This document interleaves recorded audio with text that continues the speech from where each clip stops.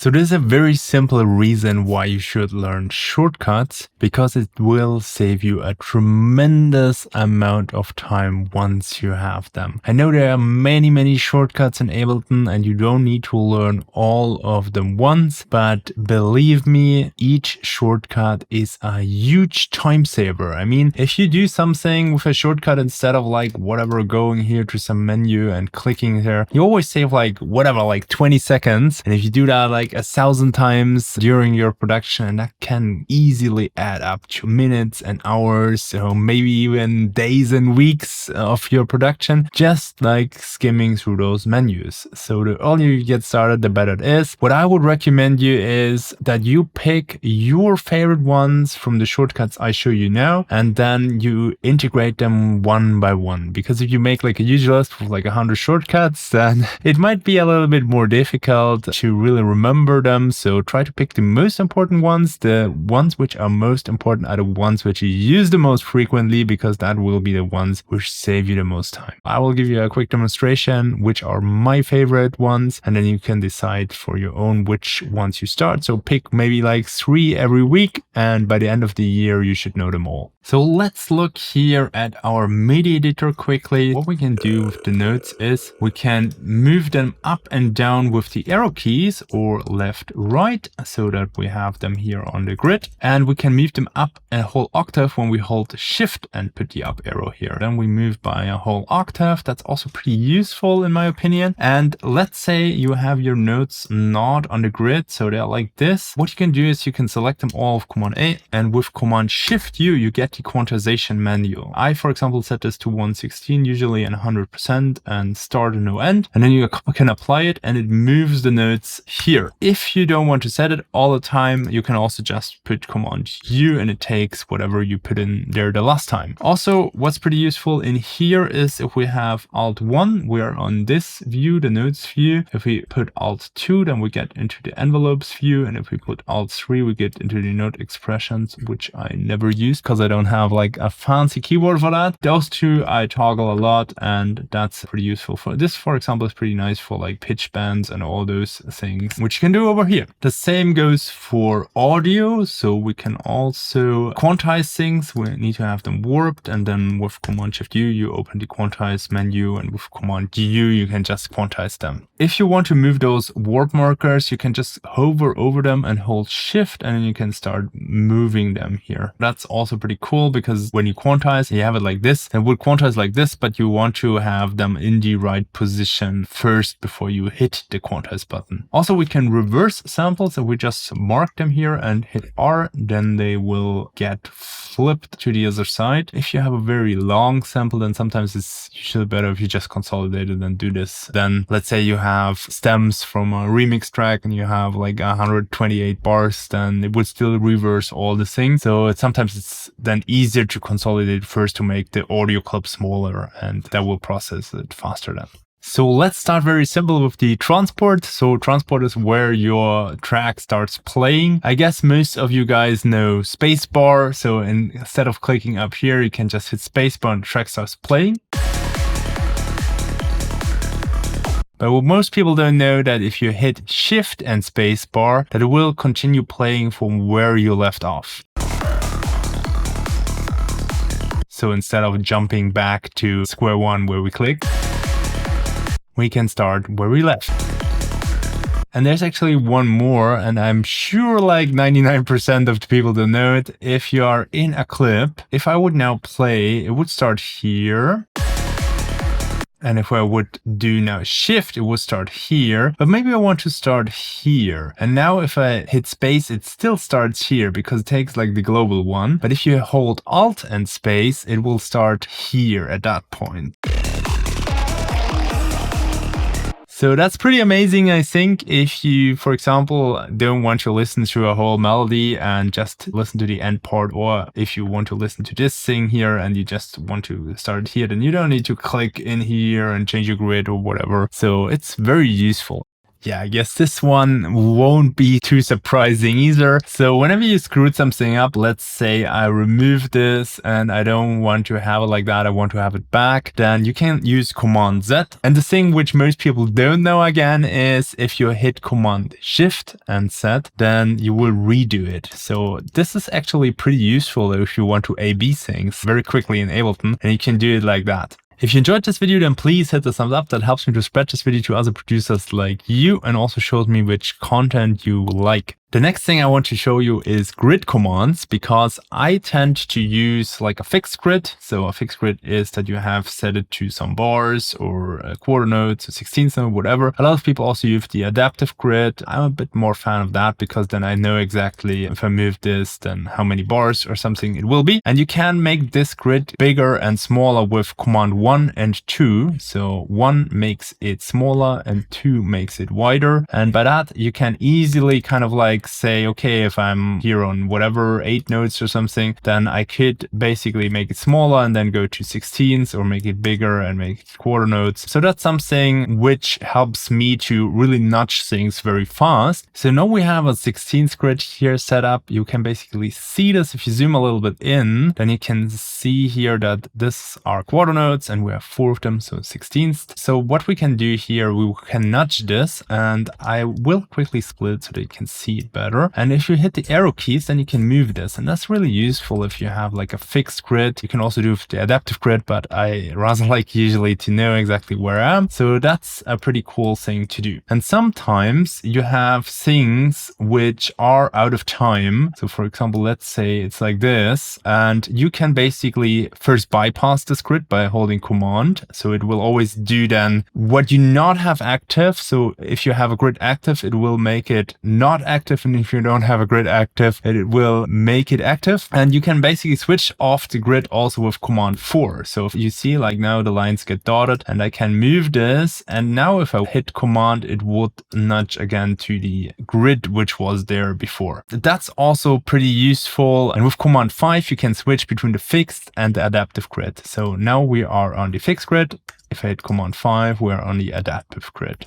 The next really important shortcuts are loops. So if you select something here in the arrangement, like this part here, and you hit command L, then you will loop this section over here. So it will always play again and again. And the same you can also do in the clips. So you could loop this, and then this starts repeating here. The next one is consolidate pieces. So let's imagine we would have taken this and made a new rhythm out of it. So that's our new rhythm. Then what you can do is you can select all you want to have as a new clip and hit command J, and it will consolidate them to a new clip so that you have everything again the same. And if you combine this with then looping it again, then you can easily shift notes or hear audio samples around to make new cool loops. And that is super useful in my opinion. So maybe you have looped now something, but you want to get rid of it again, or you want to split it, then you can just click in somewhere in here, or as we have learned before, you could also do this and deactivate the grid and then click in somewhere here. And with command E, you can split the clips, which is pretty useful if you want to, for example, do this, or if you want to pick audio parts. So there are many occasions where you need this, and next time if you do it, then use command E. If you want to rename clips to have some order in your project, you can just click at them and use command R, and then you can start renaming them. You can also do it here. And a cool trick is once you finished renaming this, then you can hit tab and you're getting to the next one and to the next one, next one. You don't need to like click everywhere in here, and you can start renaming your tracks and clips really fast. One shortcut I use a lot is command A. It helps you to select everything. So let's say you are in here and you want to select all the notes, then you can use command A. By the way, here in the piano roll, you can also select them by clicking here, or you can also use this over here or in any other thing in Ableton. So command A is selecting all, so A for all. If you want to mute a clip, then you can use just 0. This is also pretty useful if you want to mute just some notes, then you take it like this and you can just mute this section, for example. And also you can mute tracks, but you need to have the track selected, and then you can mute this also with 0. With S, you can solo tracks, and with C, you can arm them. So that's actually pretty useful if you want to listen to them like isolated, or if you have a new idea and you have a MIDI keyboard and you just hit C and you can just start playing with it. If you haven't released a track, but you want to release a track, so you want to have your music heard by people and you want that people love your music, then I have a special new course for you guys. It's only available to 5 of you guys, so I already have a huge waiting list, but I skim through that and select the people I want to have on a course. And if you want to take part in this, then you can sign up at my waiting list. I have a link up here and in the description box below. And I promise you guys, in the end, those 5 guys will have a release of a good sounding track, which they can use as a blueprint for their future production. Now let's go to copy paste. So what we can do is with Command D, you can duplicate things, so they will just appear right after it. With Command X, you can cut things, so you can take it basically out and then you go to a new position and you insert it again with Command V. You can also copy it with Command C and then C for copy. So, and then you put it like here and put it where you want to have it. But this does not only work with audio and MIDI clips, it also works with time. So you can select a time and you can duplicate it with Command Shift D. So we'll copy the exact same things which you have here in the time. You can cut it with Command Shift X and you can paste it then again with Command Shift V. So basically the same like duplicating if I put it in here. The only thing which doesn't work is that you copy it directly. So you always need to take the extra route of duplicating and cutting it instead of just pressing Command Shift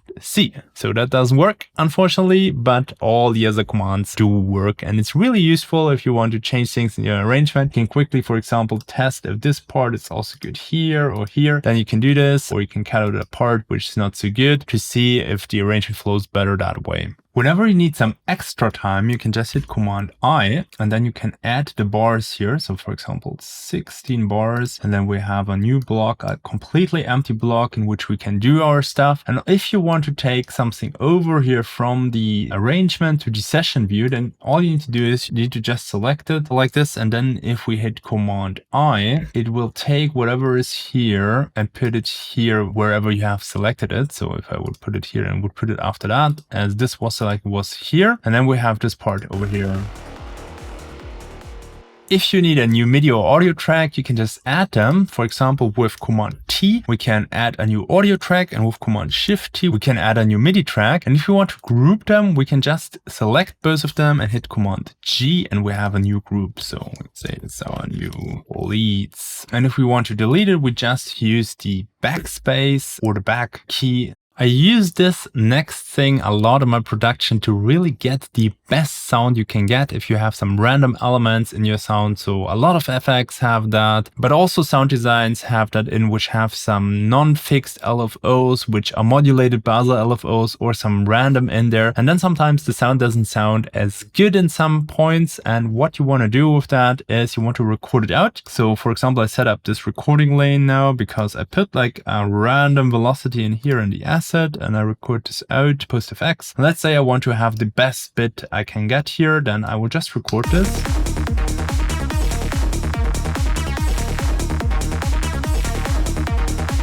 And this allows me now to listen through the material. So I could solve this or flip over here to this bit, and then I can listen through this and I can run through the comping. So if your Ableton is new enough, it has comping. That means if you record and record over and over on the same time, it takes all those recordings and then you are able to select between those recordings. And you can also open that in a special comping view, but I think it's not so time efficient to do it like this. I think it's better to do it like this so that you just listen to the material and then you hit Command up and down, and as you can see the name already changes. So basically I listen to this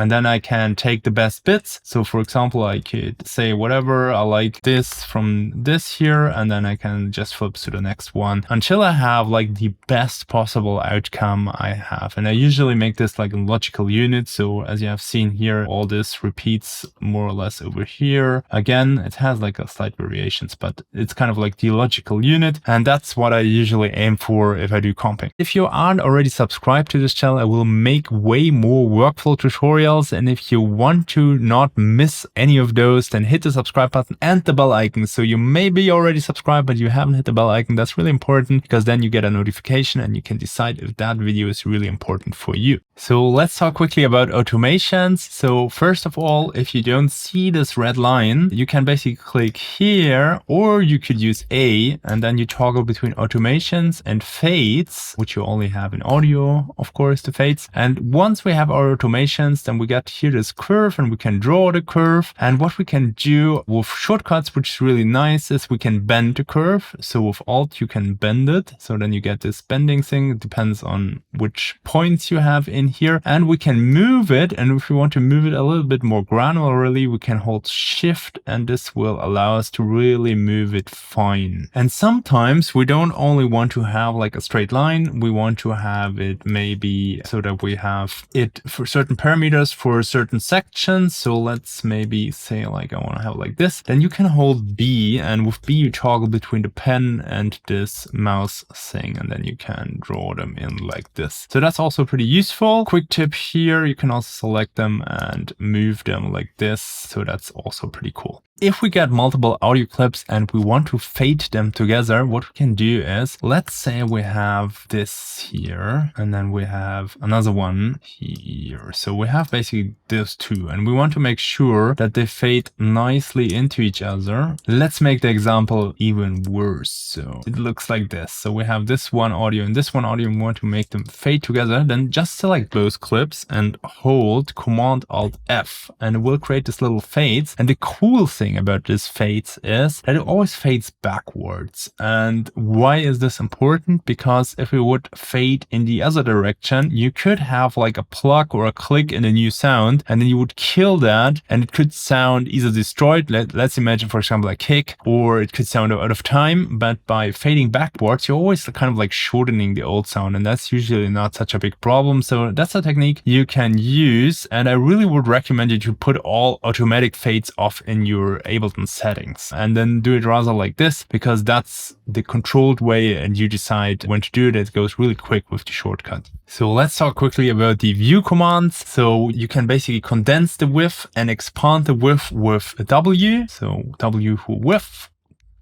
And the same goes for height with H. So you can do this. And then you can zoom in and out with X and Z. So if we hit X, then it zooms out, and with Z, it zooms in. But what's actually way more useful than that is how you can toggle down here. So for example, now we have here all the plugins, but maybe we want to go into the audio here. Instead of clicking here, we can hold Shift and Tab, and then we switch between those. And if we just hit Tab, then we switch between the arrangement and the session view. Sometimes we want to switch audio devices. So usually I do this with FX, but let's say you can also switch the same device but different settings, which is also really interesting if you want to try things. And this you can do really quickly with hitting Q. So you need to select it and hit Q, and then this kind of like toggle mode goes on, and then you can just select another one. So you can see the settings changed, and you can try through all those settings. Of course, you can store your own settings in there if you have different settings, for example, for a lead compressor, and then you can really quickly try out which kind of compression could sound really well and then adjust from there. And if you want to exchange it to something completely different, you need to hold Command F, and then you can, for example, look for another thing, let's say another brand, and switch it against that.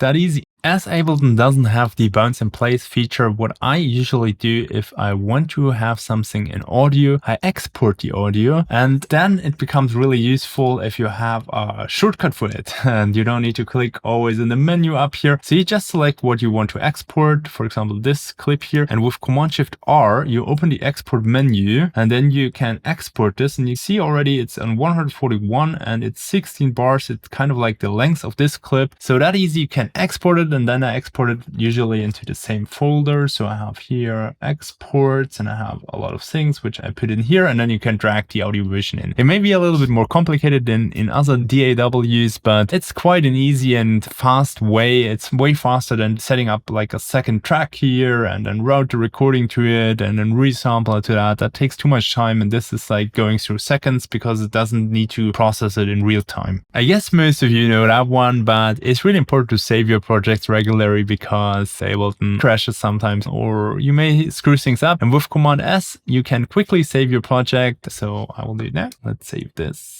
And then you are sure that everything is kept. And if you have a crash or something occurs, then you are ready to go. And there's one last thing I want to show you, because this shortcut is really, really important, because sometimes there are no shortcuts or you don't have a specific shortcut for something. Let's say, for example, I use this a lot for like toggling between things. You hit Command K and then you can assign shortcuts. So for example, we can assign the same to this one, put one off and then toggle like this. So that's always pretty cool. Or I have my own shortcut for recording here. There is already one in Ableton, but it uses 2 keys and I just want to use 1 key because I'm using it so often that I assigned my own shortcut to this, and it's small e because that wasn't used anywhere useful. So that's actually the last thing. And once you became like a shortcut ninja, then you should be able to produce so much faster and then really focus your time on these things which need time, like develop good leads and arrangements and have a good mix down, so that you don't waste your time in all those little clicks and really invest your time in the things which make your track. If you want to learn more about workflow, I have a little playlist up here in which I share my workflow hacks which make you a faster producer.